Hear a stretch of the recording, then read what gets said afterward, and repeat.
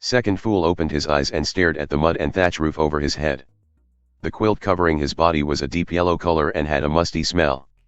It was so old that its original color could no longer be distinguished. Next to him lay his second brother, Hanzu, who appeared to be in a deep slumber. Snores intermittently floated over as he slept. 5 feet from the bed was an earthen wall that had suffered from numerous cracks due to the passage of time. From the other side of the wall came the nagging voice of his mother and the occasional deep breathing of his father, who was smoking his pipe. Second fool slowly closed his eyes, trying to force himself to sleep. He knew that if he didn't go to sleep now, he wouldn't be able to wake up early the next day. If he woke up late, he wouldn't be able to go up to the mountains with his good friends to gather firewood. Second fool's real name was Hanli. This elegant name was not given to him by his parents.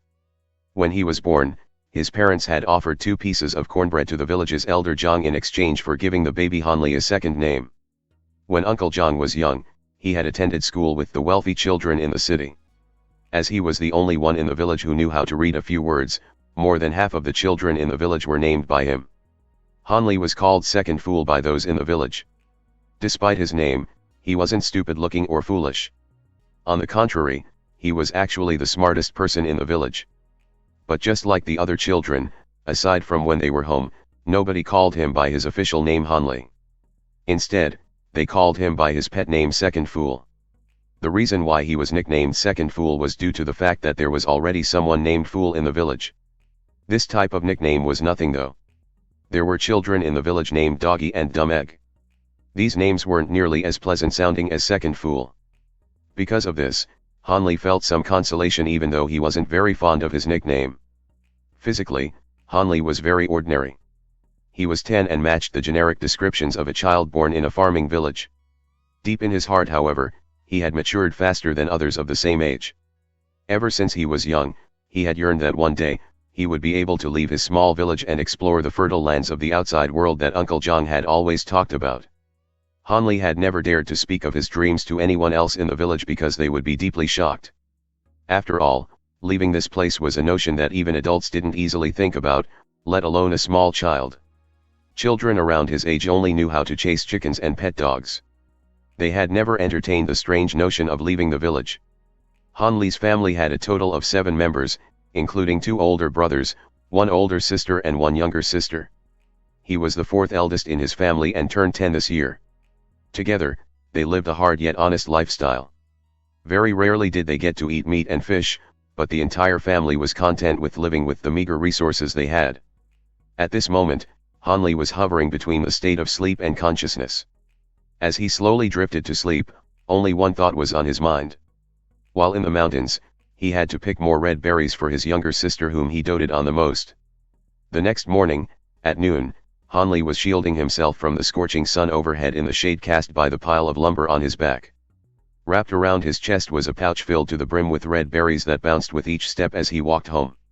He had no idea that at this moment, there was a guest in his home, a guest that would change his destiny forever. This guest was actually someone who had very close blood ties with Hanli. It was his third uncle. It was rumored that his third uncle was the shopkeeper of a restaurant in the nearby city. According to his parents, third uncle was the most capable within their family. After a few hundred years, the Han family had finally produced someone like his third uncle, a figure with status and respect that was unrivaled within the family. When Hanli was young, he had only met his third uncle a few times. Hanli's older brother became a blacksmith's apprentice in the city thanks to third uncle's introduction. Every so often, this third uncle would even gift some food to his parents to bring home and eat. Because he had looked after Hanli's family with great consideration, Hanli had a very good impression of him. Even though his parents never said anything, he knew that in their hearts, they were very grateful. Hanli's eldest brother was the family's pride and joy. As an apprentice of a blacksmith, he was able to bring home 30 copper coins every month, minus living expenses. And when he finally graduated from his apprenticeship, he would earn even more money. Every time his parents talked about their eldest son, their spirits would soar with pride. Although Hanli was young, he was tremendously envious. The best work he could find was to be the apprentice of a craft master and rely on the crafts he made to earn money. So when Hanli saw the brand new satin robes and the round face that belonged to his third uncle, Hanli was overjoyed. Setting down the firewood in a corner outside of the house, he went to the front of the house to greet his third uncle. "Third uncle, Hanli greets you." After doing so, he obediently stood to the side and listened to his third uncle chat with his parents. Third uncle beamed at Hanli as he opened his mouth, praising his nephew. "What a sensible child." After complimenting Hanli, he turned his attention back to Hanli's parents and explained the reason for his visit. Although Hanli wasn't able to fully understand the words his third uncle was saying as he was too young, he still roughly understood what was said. It turned out his third uncle's restaurant had the backing of the Seven Mysteries sect. This sect was divided into the inner and outer divisions. Not too long ago, third uncle had been officially recognized as an outer disciple. That meant that he could bring a child between the ages of 7 and 12 to take the inner disciple examinations. Once every 5 years, the Seven Mysteries sect would formally issue invitations for youngsters to take the test to become inner disciples. The test would officially begin the following month. Third uncle was a smart and astute man who was childless, so he naturally thought of Hanli, who met the age requirement. The moment the usually docile Father Han heard the words Jiang Hu and sect, along with many other phrases he had never heard before, he felt very hesitant. Bringing his smoking pipe to his lips and giving it a puff, he sat down without saying a word. According to third uncle, the Seven Mysteries sect could be considered one of the best sects within several hundred miles. If one were to become an inner disciple, not only would one be able to practice martial arts for free, one would also receive a monthly allowance and have his needs taken care of. Not only that, those who didn't pass the inner disciple examinations could still enter the sect's outer division and become an outer disciple like third uncle. They would still have the opportunity to help the Seven Mysteries sect handle its external affairs. Upon hearing the possibility that his son could receive a monthly allowance and even become as successful as his third uncle, Hanli's father finally decided to give his approval. After getting the approval from Hanli's father, third uncle felt elated. Leaving behind 2 silver coins, he said that he would return in a month to escort Hanli to the testing area. During this period of time, Hanli's father had to ensure that Hanli was clothed and well fed to improve his constitution so that it would be easier for him to pass the test. After giving these instructions, third uncle bid farewell to Hanli and his father, patted Hanli on his head and left for the city. While Hanli didn't fully comprehend his third uncle's words, he could understand that he would be able to earn money in the big city. It seemed that his dream from before was finally going to come true, making him so excited that he could not sleep for the first few nights. After 1 month had passed, third uncle returned to the village, wanting to escort Hanli to the testing site. Before he left, Hanli's father repeatedly instructed Hanli on the ways of proper behavior. One must be honest, have the capacity to endure, and avoid unnecessary conflicts with others. Meanwhile, Hanli's mother urged him to take care of his health and to eat and sleep well. On the carriage, Hanli had to bite down on his lips to prevent himself from crying, as he watched his parents gradually disappear from sight. Although he had always been more mature than other children of the same age, he was still just a 10-year-old child. This was the first time he had left home, so he naturally felt depressed. A homesickness developed in his heart, and he was determined to rush home after he struck rich, never to be separated from his parents again. Hanli would never have thought that from this moment on, money would lose any meaning to him. He was unexpectedly going to walk a path different from ordinary mortals. Instead, he was going to walk down his own path towards immortality. Green Ox City was said to be a small city, but it was actually just a large village called Green Ox Village. Only those who lived in the mountainous region and the natives with no knowledge of the outside world called the village Green Ox City. The only reason Hanli knew about this was because he had been informed by his uncle Jiang, who had been working as a gatekeeper for more than 10 years. Green Ox Village wasn't very large. It only had one main road, known as Green Ox Street, which spanned from the eastern to the western borders of the village. There was also only one tavern in village, located on its western border. For any traveling merchant that didn't want to sleep outdoors, this tavern was the only option. There was only one road for carriages in the western part of Green Ox Village. It ran from the gates of the village and the Green Ox Tavern all the way to the Spring Fragrance restaurant, the only other place anyone would visit besides the tavern. Spring Fragrance restaurant wasn't big by any means and was actually quite old-fashioned.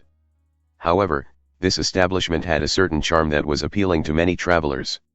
Every day at noon, there would always be a crowd of people, making the place constantly swamped.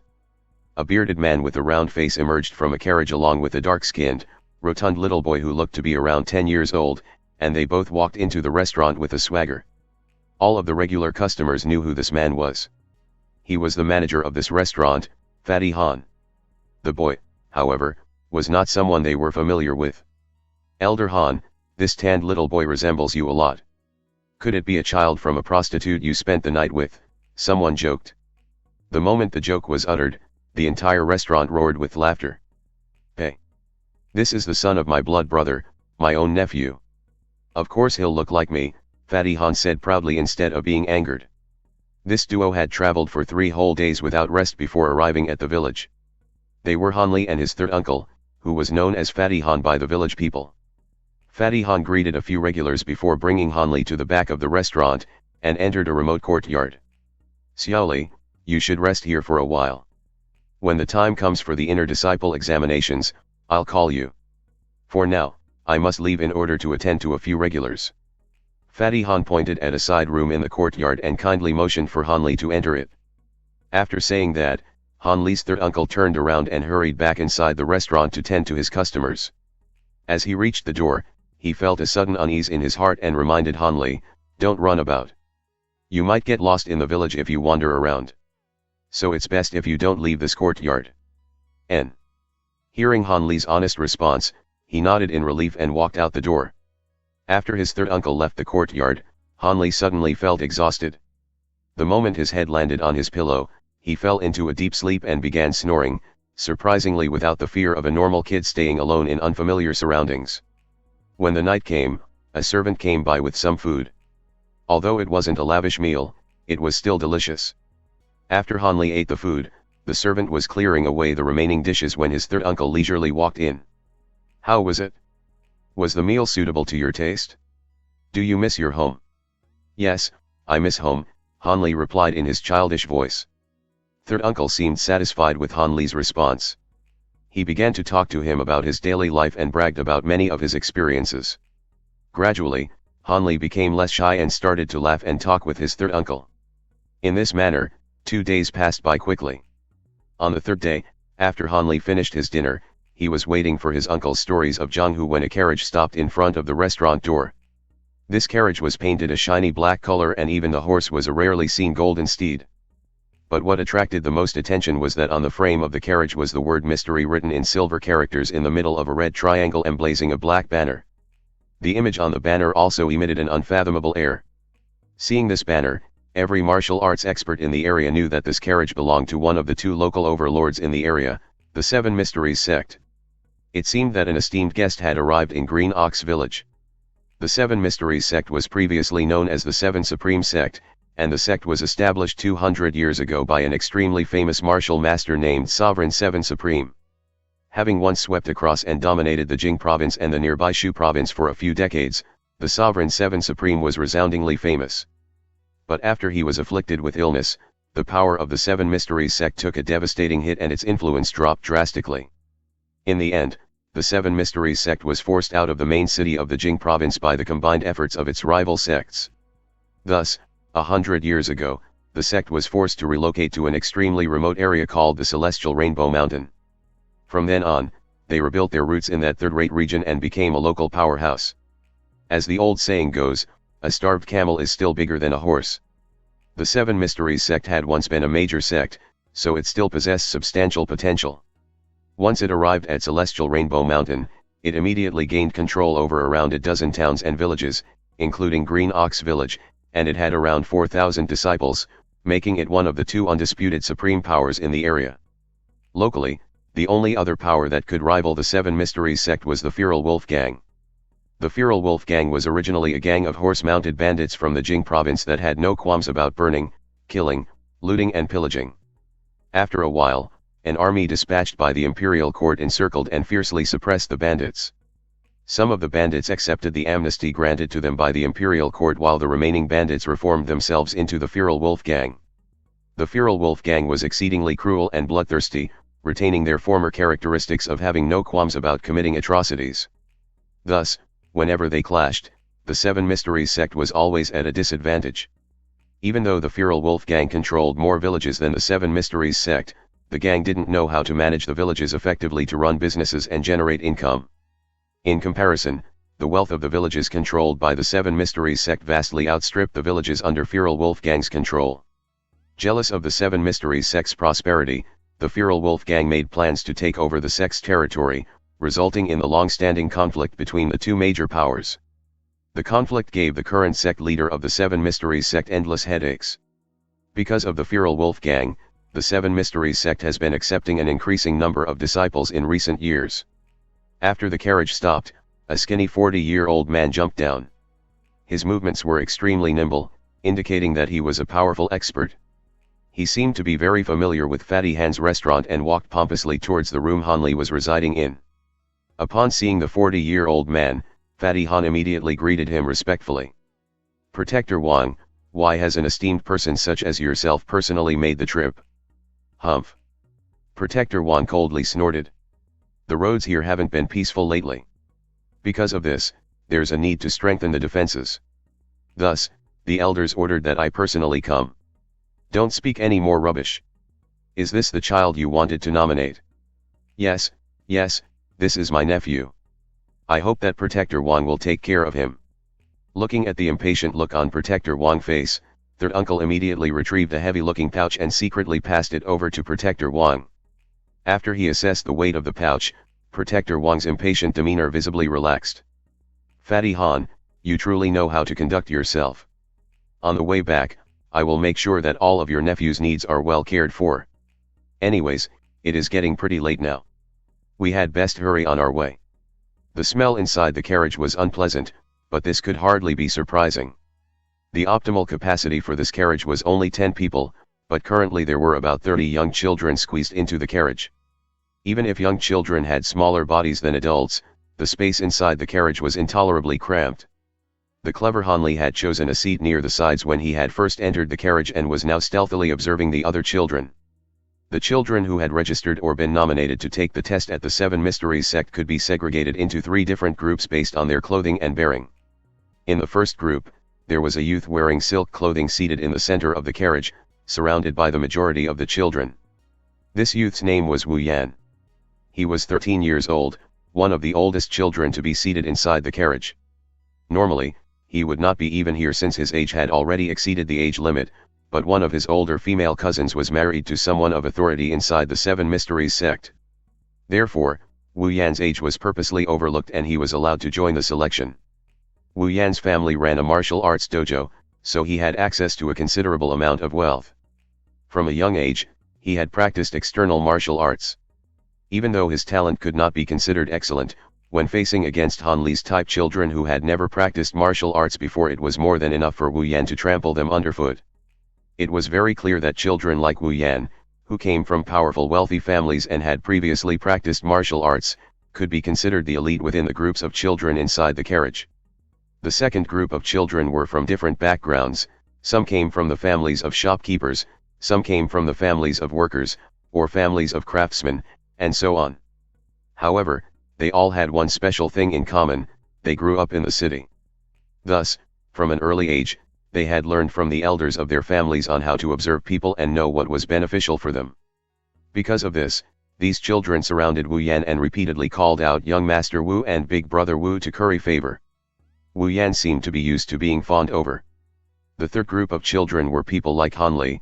This group came from remote and poor villages. They usually made do with what they had, were poor, and had suffered a life of hardship and strife. Only several children belonged to this third group, creating a minority inside the carriage. They usually kept to themselves, and had a quiet demeanor, not even daring to speak or laugh loudly. They were a refreshing change when compared to those loud children. After the horse carriage exited Green Ox Village, it sped westward and made a few detours to visit other locations and collect even more children. On the 5th day, they managed to arrive at the Celestial Rainbow Mountain, the home of the Seven Mysteries sect, near sundown. The first thing the children saw after exiting the carriage was the beautiful, captivating sunset.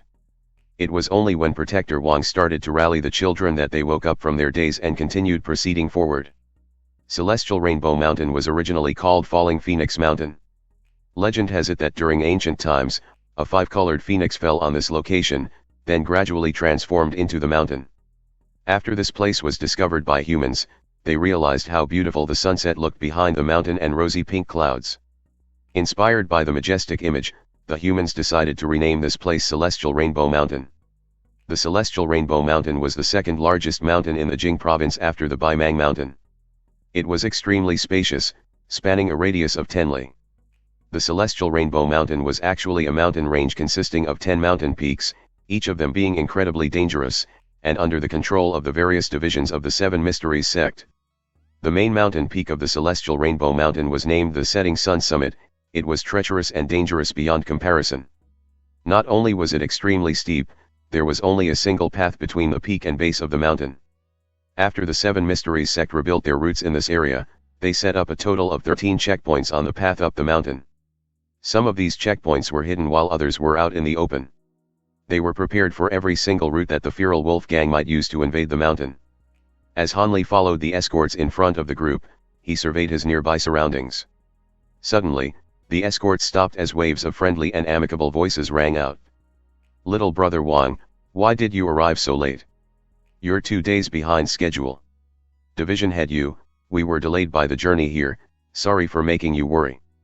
Standing in front of all the children, Protector Wang replied respectfully as he bowed to a red-faced old man. Protector Wang's stern facade was instantly replaced by a look of fawning. "Which batch of children is this?" "This is the batch number 17. You can read this novel at meonovel.com for better experience. N. This division head Yu pompously looked towards Hanli and the other children. "Send them to the courtyard, let them rest for tonight.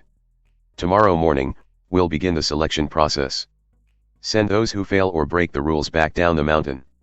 "Understood, Division Head Yu."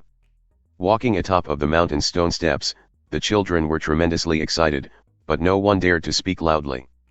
Despite their young age, the children somehow knew that this place would determine their fates. Protector Wang was in the lead and greeted several figures on the way to the children's sleeping quarters. It could be seen that he was familiar with a lot of people and was quite popular in the region. The majority of the people they met on their way were all wearing green clothes and were equipped with a blade or sword. Even those that appeared empty-handed wore pouches full of mysterious items around their waists. From their bearing and conduct, one could tell that all of these people were somewhat proficient at martial arts. Hanli and the rest of the children were brought to a mountain peak that seemed lower in height in comparison to the other mountain peaks. On the summit, there was a house made of mud, built for the children to sleep in during the night. As he slept, Hanli dreamed that he was wearing silk, had a golden sword in his hands, and possessed peerless martial arts, soundly beating the village blacksmith's sons who he was previously no match for. Then he woke on the second morning, still reminiscent of his dream. Protector Wang did not let the children enjoy breakfast. Instead, he brought all of the children down the mountain to a steep slope containing many bamboo shoots. There, Division Head Yu and a few other youths whom Hanli didn't recognize were already waiting for them. In front of the children, Division Head Yu hollered, "Everyone, listen well. Inside the bamboo forest, there's a small path on which you'll proceed forward where you will eventually reach the Seven Mysteries sect's bone refining cliff. The first area of the path will be the bamboo forest. The second area will be a rocky slope region. The last area will be the cliff.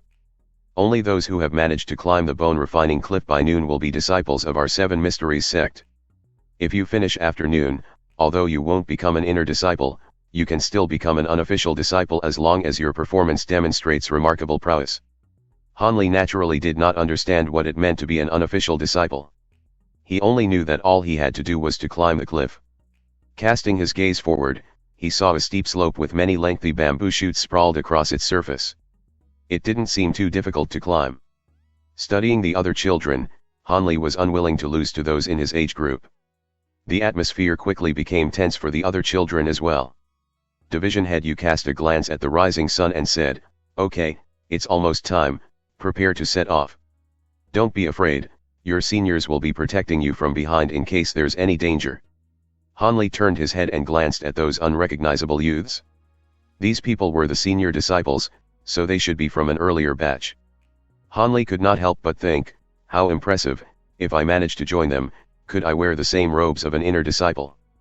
As he was blindly pondering, Hanli discovered that the other children had already rushed into the bamboo forest.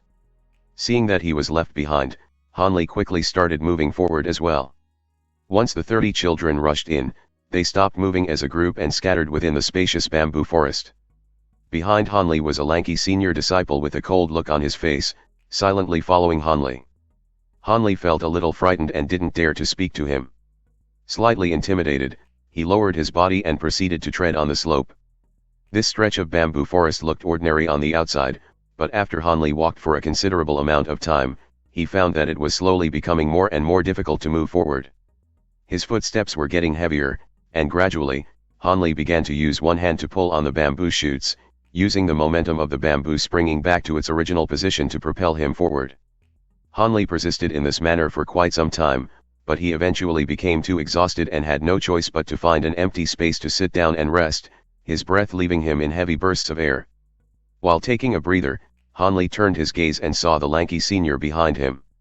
Although the ground was very steep, this senior disciple was standing nonchalantly on the ground as if it was nothing to him. His body was totally devoid of dirt, standing erect like the bamboo shoots nearby, while he silently looked at Hanli in the distance. Looking at the senior's cold eyes, Hanli felt fear in his heart and quickly looked away. He also heard sounds of heavy breathing in front and deduced that one of the faster children was also making use of this opportunity to rest. After a short break, Hanli swiftly resumed his journey. The slope was perilously steep, and Hanli's energy reserve were getting smaller and smaller. He decided to lie flat on the ground and claw his way forward instead of walking on his legs, such that if he exhausted his energy, he would not fall flat on his face. Luckily, his clothes were made of strong materials, if not, his limbs and knees might have been damaged by being dragged across the rocky ground. As he almost reached the end of the bamboo forest, Hanli felt that it was getting tougher to finish this last stretch. This was because the stones and rocks on the ground were increasing, while the number of bamboo shoots were decreasing. Hanli finally reached the point where there were no more bamboo shoots for him to use for support, and he slowly moved past this last stretch of road and overcame the first obstacle. The moment he walked out of the bamboo forest, he could only see a vast expanse of land. In front of him was an incomparably huge, rocky mountain. On top of the gargantuan mountain were a few skinny kids, slowly climbing up the stone cliff along with a few senior disciples keeping a close watch on them.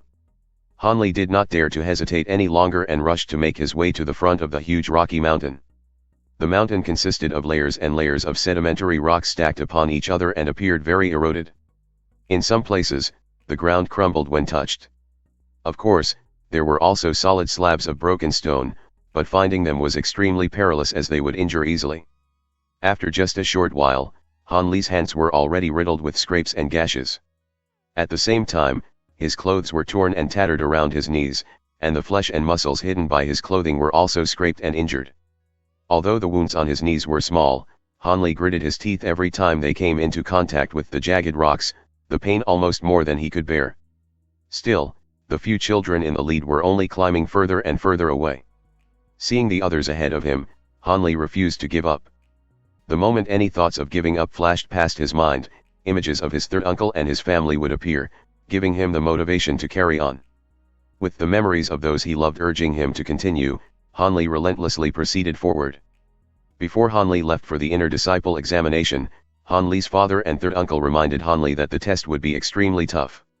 If he did not persevere to the very end, Hanli would have no chance of joining the Seven Mysteries sect. At this moment, Hanli no longer cared about joining the sect. Instead, the only source of motivation pushing him forward was an unwillingness to give in and the urgency to catch up to the others in the lead. Hanli raised his head and noticed that Wu Yan was currently the furthest in the lead. Wu Yan was older than Hanli and had even practiced martial arts. Unsurprisingly, he had a stronger body compared to the rest of the children. Once again, Hanli turned his gaze backwards and saw that he had surpassed quite a few children, many of whom were still rushing forward. Sucking in a deep breath, Hanli increased the speed of his ascent. However, despite exhausting the majority of his strength, he still hadn't shortened the distance between him and those in the lead.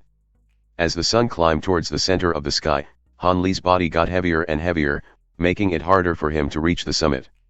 In the meantime, Wu Yan had already reached the top of the huge mountain. Near the summit of the 100-meter-tall mountain was the incredibly steep bone-refining cliff. Over 10 ropes, each with knots the size of a fist, hung from the top of the cliff. Wu Yan selected one and began to climb up the cliff. Hanli gazed over at Wu Yan, who was in the lead, and felt resigned in his heart. He knew that he wouldn't be able to catch up to those in the lead in the short amount of time that was left until noon. The notion of failing was quickly erased by a burst of sudden pain that flared up from his injuries.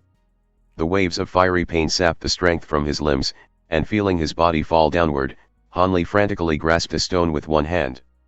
His heart was beating erratically as he rapidly pasted his body onto the side of the mountain, not daring to make any sudden movements. After a moment, he calmed down, using his hand to test the strength of the stone slab.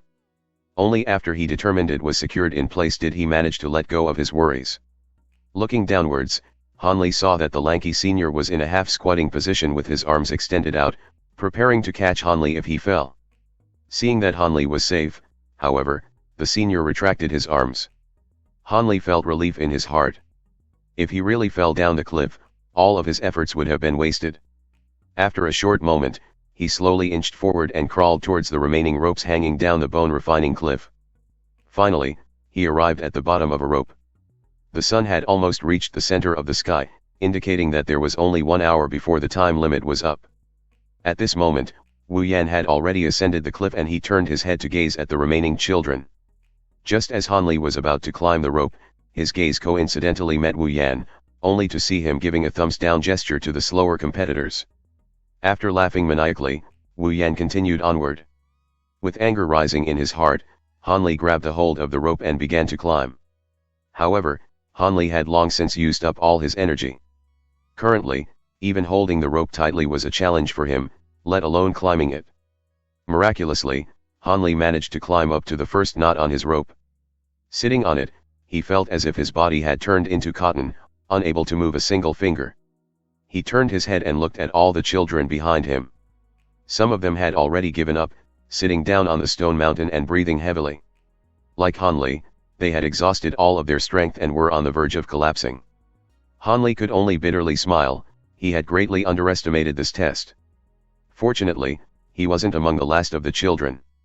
He looked back and saw the senior disciple's cold gaze again, and after hesitating for a while he decided to carry on.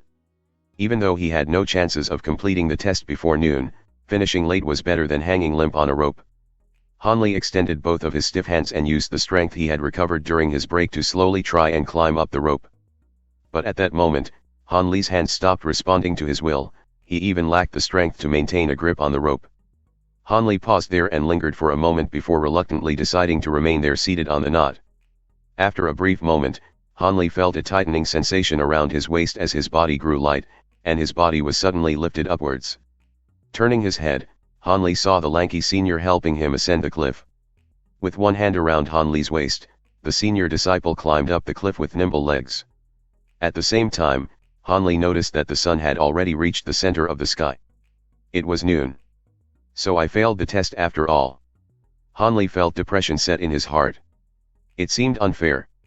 Even though he had desperately pushed forward, almost to the point of disregarding his life, why couldn't he compare to the other children? In the blink of an eye, the top of the bone-refining cliff appeared before him, where were 6 other children resting on top of the cliff in front of him. Aside from the 6, Wu Yan was also there, conversing with a middle-aged old man wearing a dark blue garb. Division Head Yu as well as Protector Wang were also standing near him. They were waiting for the senior disciples to escort the rest of the children up the bone-refining cliff. After all the children had been escorted up the cliff, Division Head Yu stepped forward with a solemn expression on his face as he began to address the kids. This time around, only 7 of you passed. Out of this group, 6 will enter my 100 Forge Division and formally become our sect's inner disciples. Division Head Yu spoke slowly at the crowd of children. As for Wu Yan, the first disciple to reach the top of the bone-refining cliff, he performed outstandingly and, as such, will be directly sent to the 7th Supreme Division to learn the sect's secret skills and martial arts. After speaking, Division Head Yu glanced at the old man wearing the dark blue garb. The old man twirled his beard around one hand while nodding in satisfaction at Division Head Yu. As for the others, Division Head Yu contemplated the outcome of the remaining children for a moment before rubbing his chin and saying softly, Zhang Tai and Hanli, although these 2 did not pass the test, they still performed admirably. Their determination will allow them to cope with the pain of practicing martial arts. The 2 of you will be unofficial disciples assigned to an instructor of our sect for the next half year. After half a year, you will be tested again. If you pass, you'll be able to become inner disciples, but if you fail, you will be sent to join the outer disciples, helping the sect handle its external affairs. Han Li stole a glance at the person named Zhang Tai. Like Han Li, Zhang Tai had begun climbing the rope but failed to reach the summit of the bone refining cliff before midday. Protector Wang, give the rest of the children some silver coins and send them back to their homes, said Division Head Yu as he gave a cold stare at the children who failed the exam. Understood. Protector Wang complied with the order and he led the remainder of the children back down the cliff. Zhang Jun, Wu Ming Rui, the two of you will assist me in sending the rest of these children to the Vice Division Head and Instructor Li. Two senior disciples stepped forward and separated Han Li and the rest into two groups before leading them down the cliff. One of the senior disciples was the lanky senior that had always been behind Han Li. As they were descending the cliff, Han Li could not help but steal a glance at Wu Yan and discovered that he was still chatting with the old man in a dark blue robe, seemingly without any intent of moving from the spot. He's different from the rest of you. In the future, he will most likely be a core disciple. Only core disciples are sent to the 7 Supreme Division to train in the sect's secret arts. Once he completes his training, at the very least, he will have the rank of a protector. The voice belonged to the long and thin-faced senior, who could tell what Han Li was thinking. From his tone, Han Li could hear undisguised hints of envy mixing with jealousy. Isn't Wu Yan just pulling strings and depending on his family's connections? If it wasn't for his older cousin being married to Vice Sect leader Ma, how could he be selected as a core disciple with such meager skill? He already surpassed the age limit but he was still sent to the 7 Supreme Division, the other senior said in a freezing tone that made chills run down people's spines. Zhang Jun, have you gone mad? How dare you gossip about the sect leader's decisions? If this news were to be spread, both of us could suffer severe punishments and end up in dire straits. After hearing Zhang Jun's words, the senior with the long and thin face felt startled and rapidly checked his surroundings to make sure no one heard Zhang Jun's words. Only after ascertaining that there were no other disciples around did he heave a sigh of relief. The senior with the cold countenance snorted as if he were harboring hatred in his heart, but after Wu Ming Rui's warning, he stopped talking. Only then did Han Li understand that the senior with the cold countenance was Zhang Jun. Listening to their conversation, Han Li could roughly understand what they were talking about. Wu Yan entered the 7 Supreme Division, not because of his own skills, but because he had the backing of the Vice Sect leader. As they walked along the mountain path, the two seniors both thought of the sect's internal affairs, which filled them with sadness. Lacking the mood to converse, they silently led the children forward. The rest of the children also dared not speak out of turn, perhaps they were thinking of the differences between the 7 Mysteries sect and their hometowns. Just as they were passing through a forested region, an old man emerged from the woods. He appeared to be over 60 years old, and was tall and thin with a yellow tinge to his skin and a head full of white hair. As he approached them, he coughed with every step, causing many of them to worry that he was suffering a great deal and could collapse at any moment. The senior disciples, upon seeing this old man, did not show a trace of worry on their faces. Instead, they respectfully greeted the old man with a bow. Dr. Mo, this disciple greets you. Is there anything that you need this disciple to handle? Zhang Jun, unlike his previously cold demeanor, now had an expression full of respect.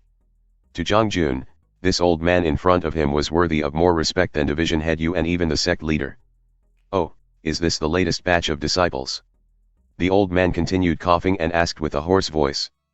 Yes, among the 8 of them, 6 are official inner disciples and 2 are unofficial disciples, responded Zhang Jun. Coincidentally, I'm currently in need of some manpower, specifically an alchemy apprentice and an herb gatherer. Let these 2 follow me instead. Dr. Mo randomly raised his finger and pointed, just as luck would have it, towards Han Li and Zhang Tai, the 2 unofficial disciples. This disciple will obey your words. These 2 unofficial disciples actually caught eyes of the esteemed Dr. Mo, their karma must be exceptional. The 2 of you, why are you still standing there? Hurry and come to pay your respects to Dr. Mo.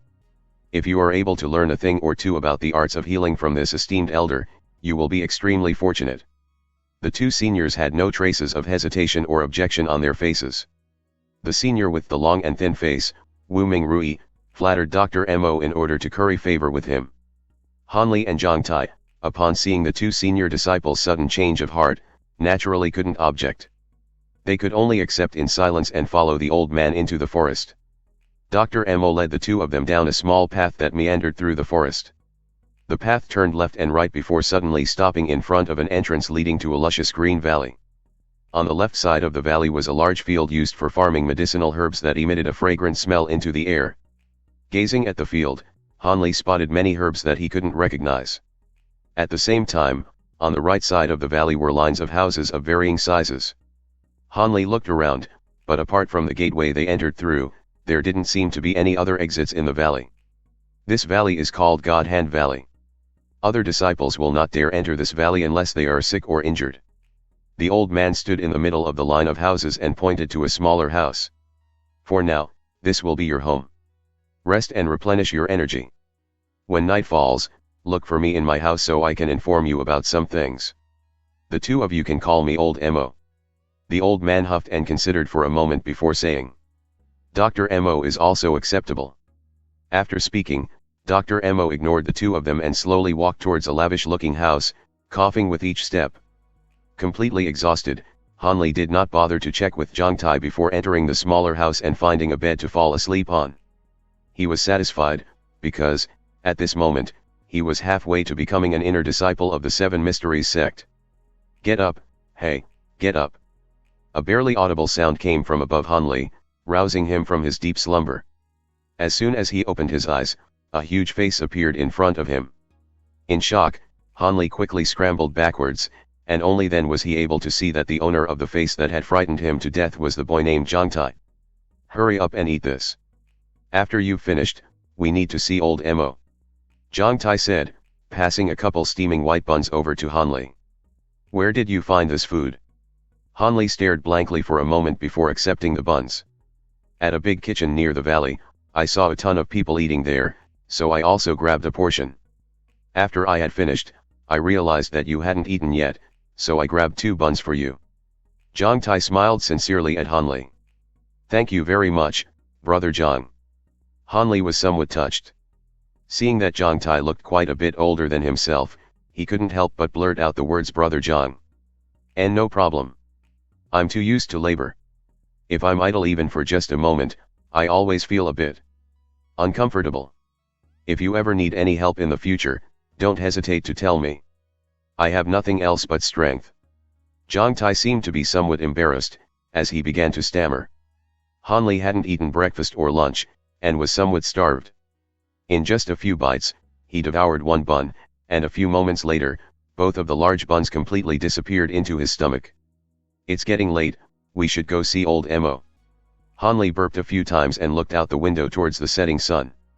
After mentally calculating the time, he decided that it was probably about time to go see Dr. Mo. Jiang Tai didn't object, following Hanli to Dr. Mo's house. There were rows of bookshelves along all 4 walls of Dr. Mo's residence. These shelves were densely packed with various books. Old Mo. Old Mo. Dr. Mo's back was tightly pressed against his chair as he was currently engrossed in reading the book in his hands. He didn't seem to have noticed the arrival of the two, nor had he heard their greetings. The two of them were still children after all, so when they saw Dr. Mo ignore them, they were at a loss on what to do, unsure of what would be the best course of action. Thus, they could only stand to one side and wait. Finally, by the time Hanli's feet had begun to turn numb, Dr. Mo slowly placed his book down onto the table beside him. He coldly looked over at the 2 children and picked up his teacup to drink a few sips before slowly saying, "From this day on, you 2 will be accepted as my unofficial disciples. I will teach you some general knowledge on picking medicinal plants and refining medicines. I may also teach you 2 some life-saving healing techniques. But I will absolutely not teach you any martial arts." Dr. Mo expressionlessly said, as he put down his teacup again. "I will teach you 2 a cultivation chant to nurture your mind and body. Although it won't allow you to directly subdue your enemies, it will still help strengthen you. If you guys really want to learn some martial arts, you can go learn them from some other instructors. If you do so, I won't object, but I'll check your progression on this cultivation chant in half a year. If you don't meet the standard, I'll force you out to become an outer disciple. Do you 2 understand?" Dr. Mo's tone suddenly became much more serious. It looked like he attached a great deal of importance to this chant. "We understand." Hanli and Jiang Tai replied in unison. "You 2 should leave now. Come back tomorrow morning." Dr. Mo waved his hands at the 2 of them, gesturing for them to leave. He then picked up his book and began reading it again.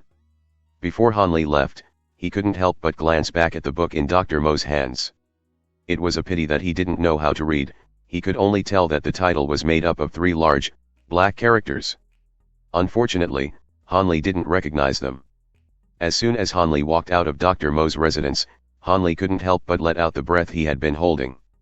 He didn't know why, but just now, he hadn't even dared to breathe in Dr. Mo's presence. His mind had also been incredibly tensed. Now that he had left, he immediately loosened up, returning to his normal state. During the following few days, Hanli's excitement never faded. He'd finally become a disciple of the Seven Mysteries sect. Although he was still just an unofficial disciple, it was still better than the children that had been sent home. Even if he didn't pass the test in half a year, he could still become an outer disciple like Third Uncle. In Hanli's opinion, Third Uncle was a person of great status and position, so he didn't concern himself over the examination in half a year. He even secretly hoped from the bottom of his heart that he wouldn't pass. That way, he could leave the mountain earlier to see his parents and his most beloved younger sister again. During the following few days, Dr. Mo would teach them some medicinal knowledge in the mornings. In the afternoons, he would make them go to the library to learn how to read, and have them study the body's 12 main meridians, energy channels, and acupointment locations. As for the little he taught them of martial arts, he made them maintain the horse stance and hit straw dummies. A month later, the 2 of them were completely isolated from the other children. They no longer spent time learning anything else besides the chant. Ever since Dr. Mo had begun teaching them, they spent most of their time practicing the nameless chant. Dr. Mo strictly ordered them to not tell the chants to anyone else.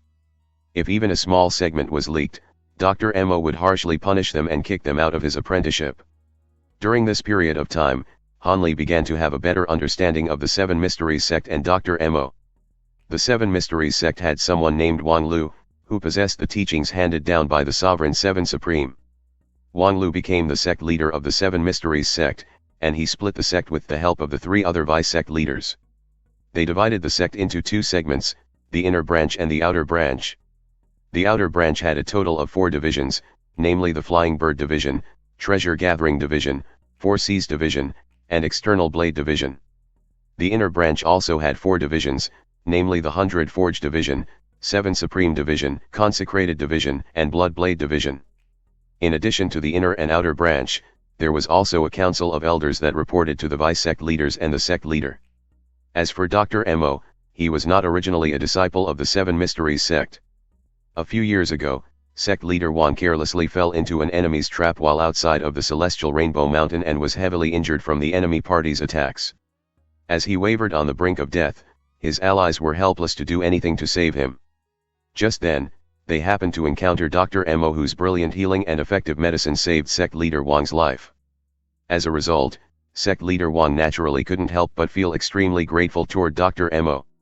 He later found out that in addition to his profound medical expertise, Dr. Mo was also a strong martial arts practitioner, which led sect leader Wang to invite Dr. Mo to join his sect.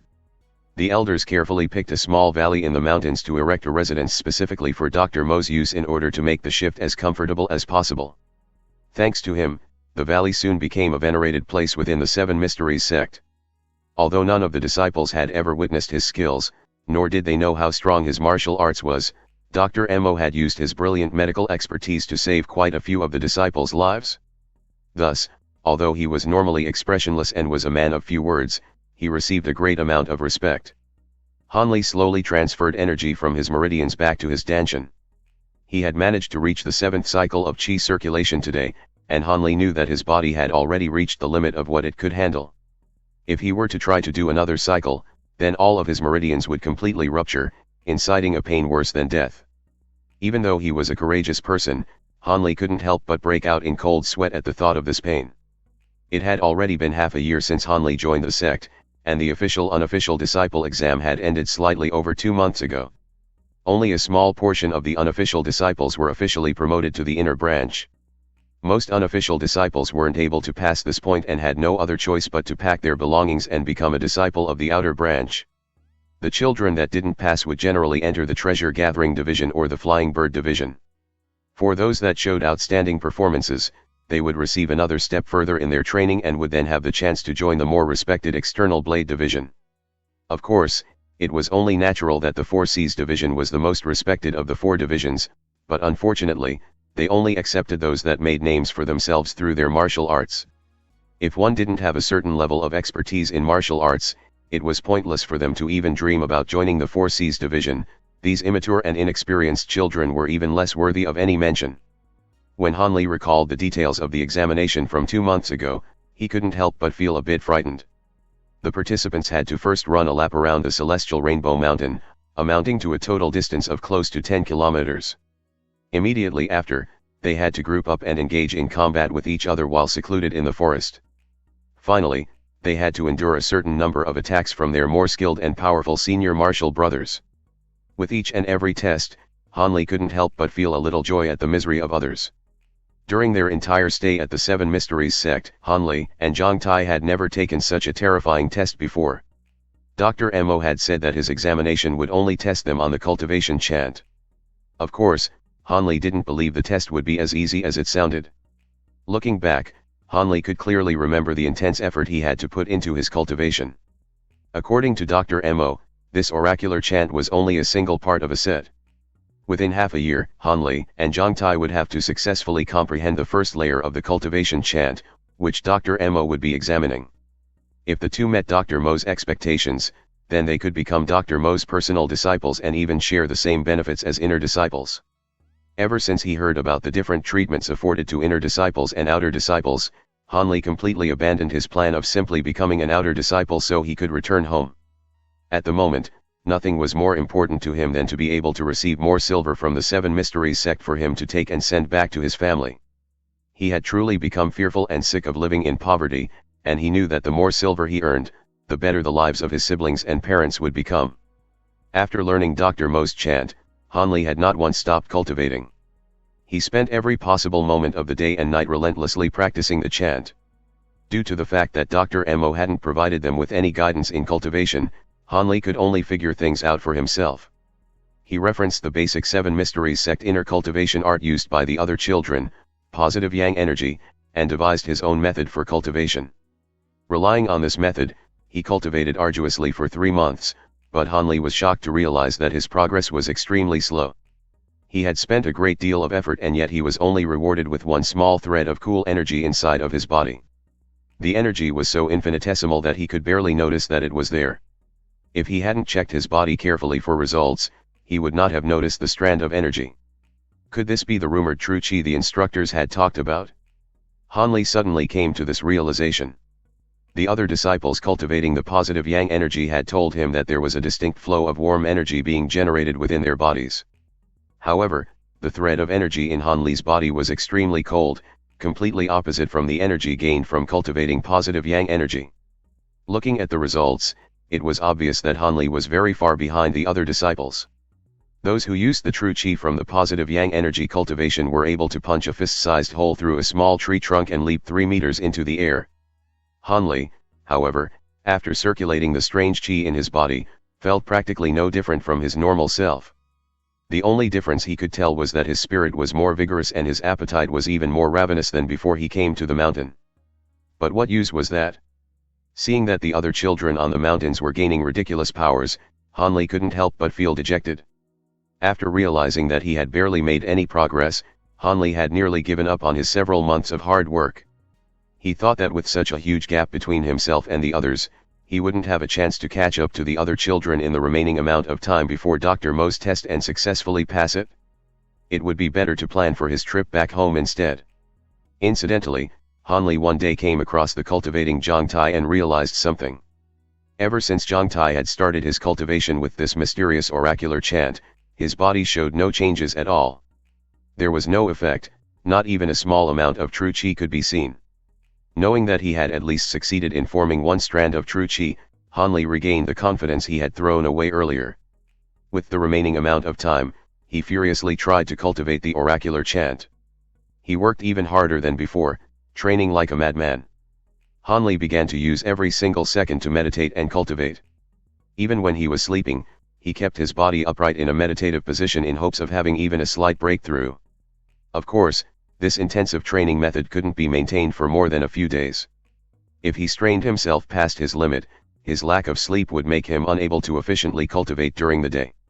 What puzzled Hanli the most was that after Dr. Mo imparted the oracular chant to the two of them, he never once asked them about the progress of their cultivation.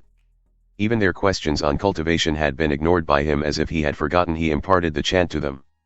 Every day, Dr. Mo would bring out the book with the 3 black characters written on the back cover and study it, staring intently as if the lines of text outlined the image of a beautiful woman and the cover was made of pure gold. In the beginning, Hanli and Jiang Tai thought that Dr. Mo no longer wanted to be a medical doctor and was studying bitterly to pass the imperial exam. After the 2 children learned to read, however, they recognized the 3 words on the back cover, which read Scripture of Longevity. Dr. Mo was reading a book about how to cultivate oneself to the point of extending one's lifespan. In that moment, the 2 children suddenly realized that Dr. Mo wasn't trying to pass the imperial exam, he was trying to live thousands of years like a river turtle. After half a year of relentless cultivation, Hanli was finally going to take Dr. Mo's test. Jiang Tai was fidgeting as he stood close to Hanli. His behavior was nothing strange, as Jiang Tai had told Hanli that for the past 6 months he had made no progress on the oracular chant given to them by Dr. Mo. Hanli knew that Jiang Tai's efforts in cultivating the oracular chant were no less intense than his own. Although Jiang Tai was unlike Hanli, who practiced like a madman, the efforts he expended could still be considered conscientious and diligent. Strangely, the oracular chant seemed to be useless to Jiang Tai. No matter how much effort he put in, he wasn't able to produce even the slightest amount of effects. It seems like Jiang Tai would never successfully cultivate the oracular chant. Hanli's mind was unsettled. He knew that Jiang Tai would probably fail the test. Even though Hanli was slightly successful in learning the oracular chant, he was not stronger than Jiang Tai in any way, so there was a high chance of both of them failing Dr. Mo's test. Fearing the worst, Hanli had assiduously cultivated, and by the time of the exam, the strange energy flowing in his body had increased by a little. If the energy was as thin as a strand of hair in the past, it was now slightly thicker, resembling a thread of cotton. Even so, this did not reassure Hanli, who feared he might not pass Dr. Mo's test. "Are you guys prepared? Let me take a look at the fruits of your cultivation." Dr. Mo squinted his eyes as he sat and coldly stared at the 2 of them. "We are ready." Hanli and Jiang Tai could only put forth a bold face and agree. Dr. Mo slowly rose from his chair and stood up. He put the book that always seemed to be nearby down on the table. "Extend your hand. Circulate your chi for me to see." Dr. Mo held Jiang Tai's right wrist with one hand and placed his other hand on top of Jiang Tai's dantian. After the time it took to brew a cup of tea, Dr. Mo retracted his hands and closely evaluated Jiang Tai. Jiang Tai's face was flushed as he nervously put his hands behind his back, lowering his head and not daring to look Dr. Mo in the eye. He knew Dr. Mo had most certainly discovered that he made no progress in the oracular chant and would probably punish him to teach the 2 of them a lesson. "It's your turn." To their surprise, Dr. Mo didn't even show the slightest indication that he would punish Jiang Tai. Some slight hints of disappointment flashing past Dr. Mo's eyes were the only reactions Dr. Mo had. After examining Jiang Tai, he turned to Hanli and motioned for him to come closer. He then held Hanli's wrist and began the inspection. "His touch feels just like ice. It doesn't feel like the touch of a human being," Hanli mused in his mind. The skin on Dr. Mo's hand was dried and full of calluses. As he held Hanli's hand, Hanli could feel slight waves of sharp pain. Perhaps it was because the external interference agitated the energy within Hanli's body, but the strange flow of energy actually started to circulate by itself. It flowed through his meridians and energy channels, passed all his acupoints from his dantian to his head, and flowed to his 4 limbs. It completed a full cycle before flowing back to his dantian. The moment the strange flow of energy circulated throughout his entire body, Hanli's pain from Dr. Mo's touch immediately dissipated. "Ai!" Dr. Mo involuntarily let out a sound of surprise. It appeared that he had discovered the strange flow of energy in Hanli's body. "Quick, circulate your energy according to that chant that I taught you once again." Although Dr. Mo tried his best to suppress his elation, traces of madness and excitement still flashed through his eyes, causing Hanli to be secretly alarmed. "Slowly, slowly, let me take a good look," Dr. Mo added as his usually cold tone of voice became rushed, placing his other hand on Hanli's dantian. Hanli could feel both of Dr. Mo's hands tremble slightly. As Han Li circulated the strange energy, Dr. Mo became quite agitated. Not bad. Not bad. This is the feeling that I wanted. I'm not wrong, I'm not mistaken. Ha ha ha. Dr. Mo, after a thorough examination, could no longer hold back and started laughing maniacally, both his hands tightly clutched on Han Li's shoulder. Even his normally squinty eyes enlarged as they intensely stared at Han Li. It was as if he had seen a rare and valuable treasure, his eyes flashing with faint traces of madness. Han Li's ears were ringing from Dr. Mo's unceasing laughter and he felt slight pain on his shoulder.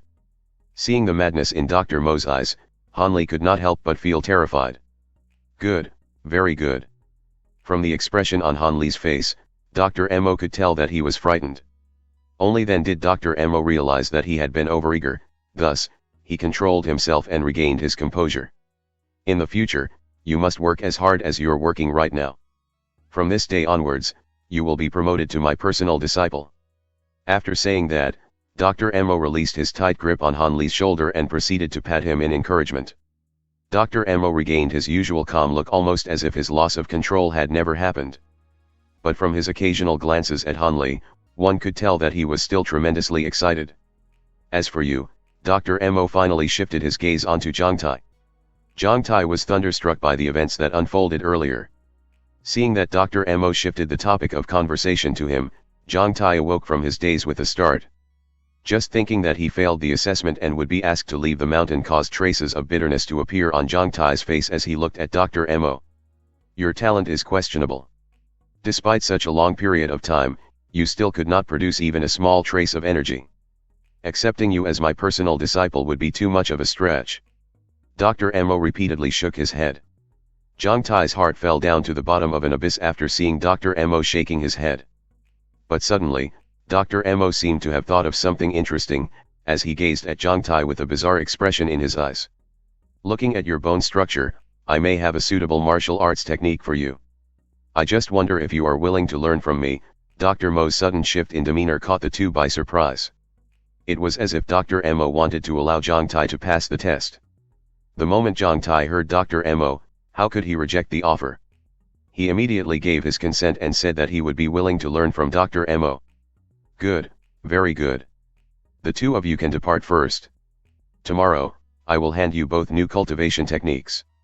It could be seen that Dr. Mo's current spirits were excellent. Han Li and Jiang Tai both looked at each other and felt that today's test had been full of twists and turns. After all, both of them had actually passed, leaving them both relieved and satisfied. Looking back, Han Li couldn't help but give a knowing smile. In the half year that Han Li spent with Jiang Tai, because their personalities matched well with each other, the two had naturally become very close friends. Han Li slowly stood from his cross-legged position and rubbed his calves. After sitting in the cross-legged position and meditating for so long, his legs had become numb, and even some of his blood streams felt clogged. After kneading them for some time, his legs returned back to normal. Standing up, Han Li dusted himself in his usual custom before exiting the stone chamber. Turning his head back to look at the stone chamber where he was cultivating, Han Li couldn't help but laugh to himself. The entire chamber was made of solid granite while the doors were made of a giant piece of crocidolite. If a normal human wanted to break into this room, he or she would need to spend at least 3 hours hacking at the doors with an enormous axe. In the Seven Mysteries sect, only the sect leader, elders, and division heads were allowed to use this type of silent cultivation chamber. Not even inner disciples were allowed to use them as they pleased. This cultivation chamber was created for those practicing profound cultivation techniques to guard their practice against any external disruption and in order to prevent Qigong deviation. Han Li didn't know what methods Dr. Mo had used, but the sect somehow granted him the usage of his own personal cultivation stone chamber, built into the side of the cliff of God Hand Valley. After the cultivation chamber was built, Dr. Mo had assigned it for Han Li's sole usage. Seeing such a gift, Han Li couldn't help but feel humbled by Dr. Mo's benevolence. Dr. Mo's treatment of Han Li was perhaps too good to be true. Ever since Han Li had become his official apprentice, Dr. Mo had personally dipped into his own supply of herbs for Han Li to consume. Not only that, Dr. Mo also created an unknown medicinal bath for him to soak his body in. Han Li didn't know what types of herbs were being used, but as he watched Dr. carefully refine those herbs, his normally impassive face revealed a hint of reluctance. Even Han Li could figure out that these herbs were extremely valuable. Clearly, these benefits were extremely useful to him, causing Han Li's cultivation speed to increase several-fold. Han Li had recently succeeded in mastering the first layer of the mysterious chant imparted to him by Dr. Mo. During his process of breaking through, his meridians had nearly ruptured several times and he had suffered from some moderate internal injuries. But thanks to Dr. Mo's expertise in the healing arts, the injuries to his meridians were easily repaired, and with the aid of the medicinal herbs, Han Li did not suffer from any serious, permanent damage. Every time Han Li was even slightly injured, Dr. Mo would become even more worried than Han Li himself. This worry manifested itself the entire time he treated Han Li, making Dr. Mo very tense. It was only when Han Li's injuries began recovering that he let out a sigh of relief. Dr. Mo's concern went far beyond that of a normal relationship between master and disciple and caused Han Li to feel a little uneasy about the situation. If it weren't for his third uncle or the fact that no one ever walked out from these valleys, Han Li would have thought that Dr. Mo was actually his long-lost relative based on the attention that he had been showing to Han Li. Walking out of the cultivation chamber, Han Li lazily stretched his body and walked away from the cliff. After he had become an official disciple, Han Li and Jiang Tai moved from their original quarters into their own personal house. As he passed by Jiang Tai's room, Han Li shot a glance inside. As it turns out, Jiang Tai wasn't inside. Han Li thought that he was probably by the Crimson Water Peaks waterfall, cultivating his new martial arts technique. After the examination, Dr. Mo instructed Han Li to continue practicing the oracular chant and refused to teach him any martial arts. However, in an attempt to pacify Han Li, Dr. Mo personally instructed Han Li in the art of healing without holding anything back. Whenever Han Li had a question about medicine, Dr. Mo would answer right away, even going as far as allowing Han Li to look through the various books in Dr. Mo's library to find an answer to his question. As for Jiang Tai, Dr. Mo fulfilled his previous promise and imparted a set of martial arts to him. The martial arts Jiang Tai practiced was extremely peculiar. According to Dr. Mo, it was an extremely obscure branch of martial arts named the Way of the Armored Elephant. Even the name of this particular martial arts was rarely heard of, let alone the existence of practitioners who actually cultivated it. It differed from the martial arts of regular practitioners in Jiang Hu. Generally, the progression of cultivation for normal martial arts ranged from easy to difficult. As the level increased, so would the difficulty. Thus, the higher the level, the more effort it would take for one to achieve a breakthrough. Jiang Tai's particular martial art style was divided into 9 layers, with the initial 3 layers being the easiest to cultivate, following the same principle as normal martial arts. However, starting from the 4th layer, the difficulty of breaking through was increased to a monstrous level in addition to suffering the excruciating backlash caused by practicing the Way of the Armored Elephant. Many cultivators of the set of martial arts could not bear such excruciating pain and would stop their progression at the 4th level. Not to mention the 5th level nor the 6th level, as the excruciating pain would only increase with each level. After breaking through from the 6th layer into the 7th, there would be no further bottlenecks, and cultivation would be much smoother. The only drawback was that the cultivator would need to suffer from monthly bouts of intense pain. This intimidated many people who desired to cultivate the Way of the Armored Elephant. As such, this particular branch of martial arts was slowly dying out. This martial art style was very peculiar. When it reached a high enough level, one's strength would become truly astounding. It was said that those who reached the 9th layer had bodies as tough as gemstones. They were impervious to all weapons, even fire and water. Even palm strike, fist techniques, and legendary swords and sabers wouldn't be able to injure them. But what made people most envious was that after cultivating this branch of martial arts, practitioners would gain the tremendous strength of an elephant. After reaching a high enough level, their strength would be limitless. They were capable of catching live wolves and ripping tigers apart, as well as other unparalleled feats. Those who had heard of the style both feared and adored it. Other than the creator of this martial art, there was no other individual who had managed to cultivate it to the 9th layer. Legend has it that the creator of this martial art was born without a sense of pain. That was the reason why he was able to create such a perverse martial art and execute it to its greatest potential. Although Dr. Mo had explained the benefits and consequences in its entirety to Jiang Tai had no concerns about the harm it could bring to his body. He coveted the strength the Way of the Armored Elephant could bring him and promised right away to cultivate in the style of martial arts. Without even looking for another style suitable to him, Jiang Tai had already reached the peak of the 1st layer in 2 months. In order to break through the 1st layer of the Way of the Armored Elephant, Dr. Mo had suggested that every afternoon, Jiang Tai should go to the Crimson Water Peaks waterfall and cultivate under the impact of the surging waters. According to Jiang Tai, this method really did have a godly effect. The difference between the peak of the first layer to the second layer was only paper thin, and as long as he worked a little harder, he would break through the bottleneck with relative ease. Han Li slowly followed the path from God Hand Valley out of force of habit. His steps automatically carried him towards the Crimson Water Peak. He didn't have anything important to do at the moment, and as such, he followed his normal schedule and went to visit Jiang Tai, who was training at the Crimson Water Peak. There, he knew Jiang Tai would be grimacing in pain while allowing the impact of the waterfall to temper his body, as he cultivated the way of the armored elephant. Not everyone could withstand the torturous pain from cultivating this particular martial art. Even the first layer already required one to suffer excruciating pain. To reach the 9th layer, wouldn't it require one to cultivate to the point of insanity, losing their skin in the process? I wonder if Jiang Tai already regrets his decision. The excruciating torture one has to endure to practice the way of the armored elephant is impossible to imagine, Han Li thought as he walked, carelessly kicking the fallen leaves and branches that were blocking his way. Maybe after a few more days, the two of us will go and beg Dr. Mo for another martial arts skill for Jiang Tai so that he won't need to suffer from such excruciating pain each time he practices.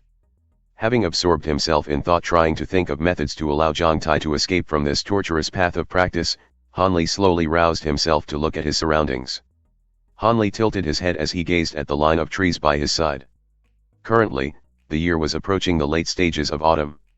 The trees' branches were all naked and devoid of leaves. Piles of sticks and dead leaves layered the small paths. Walking on them felt like walking on cotton, which Han Li found to be extremely comfortable. In that moment, the sounds of weapons clashing drifted over from a nearby mountain peak, as well as the sounds of many loud cheers. After hearing the noises, Han Li glanced in the direction of the mountain peak, annoyed that his good mood had been disturbed. The noise came from disciples of the 100 Forge Division. They were training the disciples selected to join their division in the various arts of weaponry. Every time Han Li saw other sect members gathering and undergoing their training sessions, slight hints of jealousy surfaced in his heart. He wanted to wield a real weapon and demonstrate his skills as well. What a waste. After he officially became a disciple under Dr. Mo, he had been strongly forbidden from practicing such things. Dr. Mo strongly emphasized that Han Li was to devote all of his time to the nameless oracular chant. Therefore, Han Li could only stare with wide and envious eyes. Occasionally, to scratch his itch, he would borrow a few weapons from some of the other sect members he was on good terms with and practice with them. How truly useful was it to cultivate the mysterious chant? Up until now, Han Li had not seen any positive effects of his constant cultivation. Other disciples had already strengthened their body and mastered impressive martial art techniques. If the path of martial arts was compared to a marathon, Han Li was certain that he had remained at the starting point and hadn't advanced in the least. Even Jiang Tai, who had cultivated for 2 months, had some beneficial changes to show for his efforts. His skin and muscles had become tougher, and his level of strength was also noticeably higher than before. However, if Dr. Mo had not accepted Jiang Tai as an unofficial disciple, he would not have passed the unofficial disciple test 2 months ago. If he had not passed the test, then staying on the mountain would be impossible, let alone sending money back home. If Jiang Tai was unable to cultivate another branch of martial arts, his path would be forever sealed. On one hand, Han Li was grumbling about the unfairness of their situation.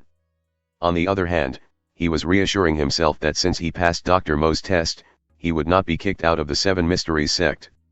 Han Li retracted his gaze from the other sect members, but he continued to think about Dr. Mo's irritating commands. Distracted and in low spirits, he gazed at the 2 lines of trees alongside the road as pangs of dejection struck him.